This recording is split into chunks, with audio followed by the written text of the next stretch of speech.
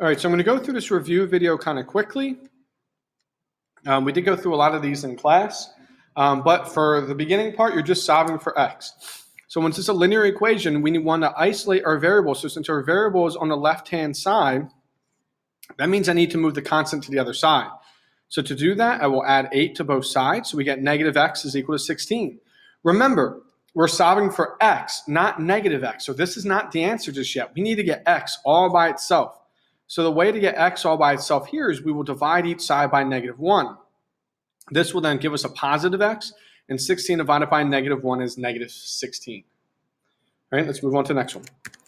All right, so for this problem here, first thing that we're going to have to do is we will have to distribute, because this is telling us to multiply. So we will distribute the 1/4 into both.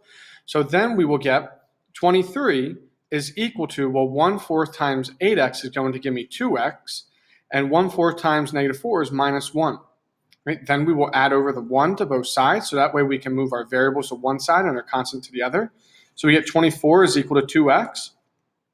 Divide each side by 2 to isolate our variable, and x is then equal to 12. And remember, if you ever want to check your work, you can simply just plug it in. All right, so for the next one, number 3, we have variables on both sides and we have parentheses, so that means that we need to distribute this in first. So we will get 2 times 1, which is 2, 2 times -3, which is -6x, is then equal to, times multiplying to -2. Some people are forgetting to distribute it to both or forgetting to distribute to negative, so it's -2x. And then distribute into -2, so -6, and then we have -6x. All right, now on this side we have like terms, so we need to combine our like terms. So we get 2 minus 6x is equal to, well, -2x minus 6x is -8x minus 6. So I'm going to move my constants, or my variables, to one side, and my constants to the other. So then I'm going to add 8x to both sides, add 8x to both sides, that gives me 2x. And then I'll subtract 2, that gives me -8. And then the last thing to do to solve for x is to divide each one by 2, so x is then equal to -4. All right, now the next question is very similar to one that we were just doing. We need to distribute the negative sign in, so it becomes -1 minus 1 minus 5n is equal to, and now we'll need to distribute the -2 in, so it's 5n minus 2n minus 2. And on both sides, we have like terms. So we'll combine our like terms. -1 minus 1 is -2 minus 5n. 5n minus 2n is 3n minus 2. Right? So that means I'm going to move my constants to one side, or my variables on one side, so I'm just going to move them to the right. So it means I'll move my constants to the other. Right? Some of the common mistakes I see is people, remember, if you're having trouble, draw a line going down your equation, down your equal sign.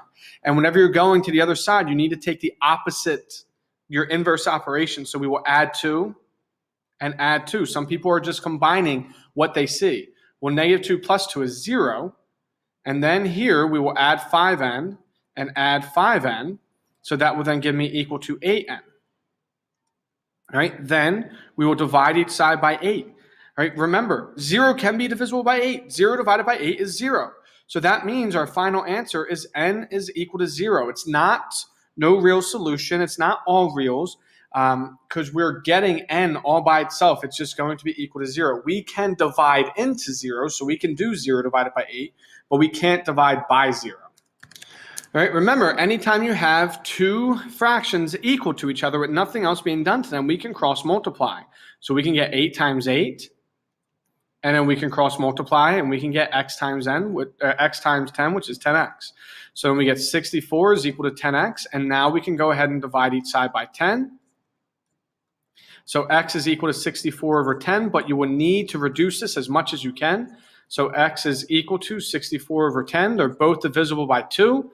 So x is then equal to 32 over 5. And that will be your final answer.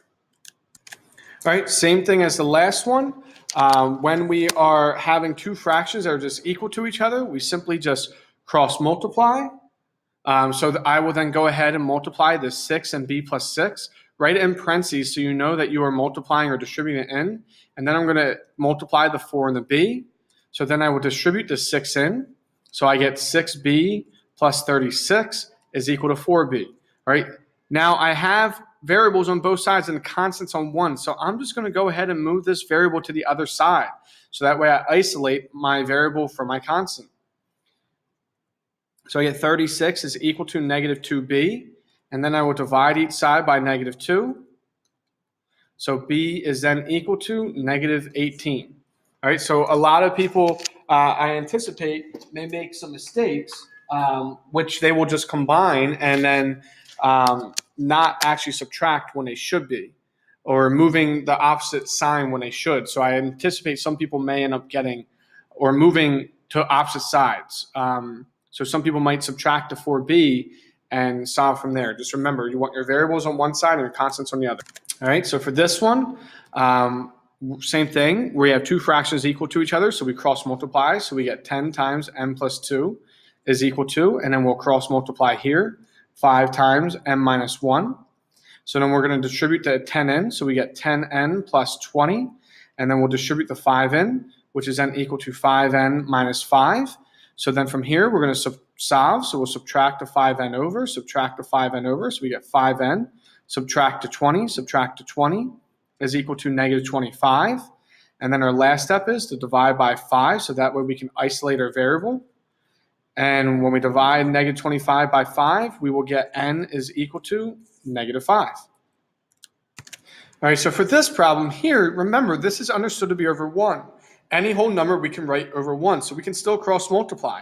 Well, we will get 1 times 6x minus 1 is equal to negative 2 times 3x minus 2. Make sure you remember to distribute that negative 2 in. Well, 1 times anything is just going to get us what we started with, so 6x minus 1. And when we distribute this negative 2 in, we get minus 6x plus 4. Right? Then we're going to move our variables to one side, so I'm going to add over 6x, so that way they cancel. So I get 12x. I will add over 1 is equal to 5. Divide each side by 12. X is then equal to 5 over 12, and it cannot be reduced. Right, now this problem is different than the one that we just had because it's not just two fractions equal. And remember, you guys went over different ways that you're saying you can do this, and I'm fine any way you do it, but I'm going to just show you one way. Right, first we highlight our denominators, and then we write them off to the side. And then from there, we figure out what our LCM is. Well, the LCM of 2 and 8 is 8. And then everything is going to get multiplied by this 8. Everything gets multiplied by this 8. Well, 2 goes into 8 4 times, so I'm left with 4 times x, or 4x. These 8's completely canceled, so it's minus x is equal to 32. 4x minus x is 3x. And then I will just divide each side by 3 to isolate my x, so x is equal to 32 over 3. All right, so same thing here. First thing we do is we identify all of our denominators, and we write them off to the side.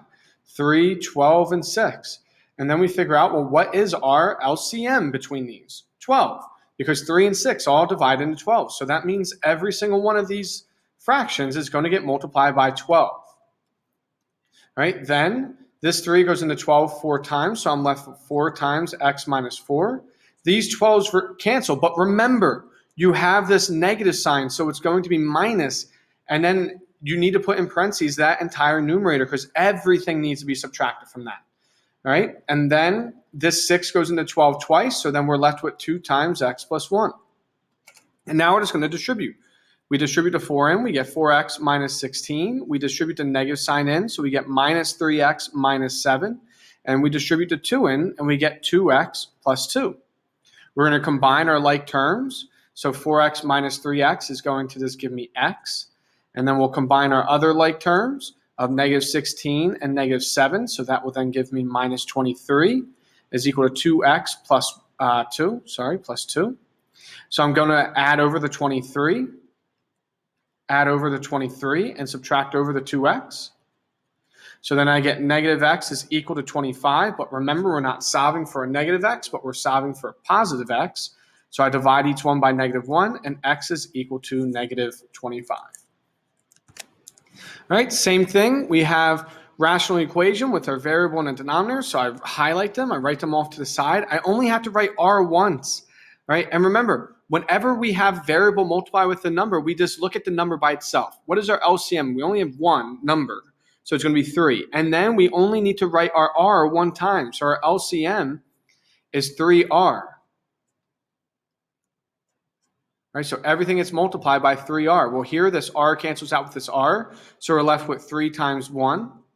Here this r cancels out with this r, so we're left with 3 times r plus 3. And here the whole 3r cancels, so it's just equal to 1. We'll distribute, or we'll multiply here, and we'll distribute the 3 in, so we get 3 plus 3r plus 9 is equal to 1. Well, we have like terms of 3 and 9. So then we will get 3r plus 12 is equal to 1. We'll subtract over our 12. And 3r is equal to negative 11. And then the last step is just to divide each side by 3 to isolate our r fully. So we get negative 11 over 3.